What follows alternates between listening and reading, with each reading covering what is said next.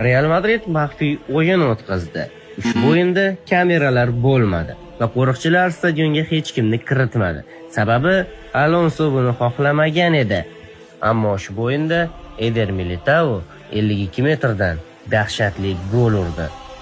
Va endi Alonso uchun muhim o'yin bor. Bu o'yin Tirol klubiga qarshi bo'ladi. Alonso bu o'yindan so'ng o'ng qanot himoyasi uchun asosiy futbolchini aniqlaydi. Arnold yoki Carvajal. Va yana bir muammo bor. Afsuski ushbu qiziqarli o'yinni hech qaysi telekanal olib bermaydi. Zo'r TV, Futbol TV hech qaysisi.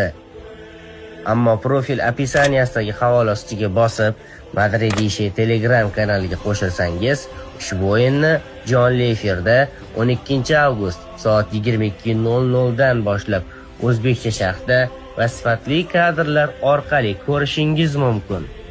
Aytgancha, ushbu videoni eng ko'p do'stiga jo'natgan 3 ta insonga 50 ming so'm pul mukofoti bor.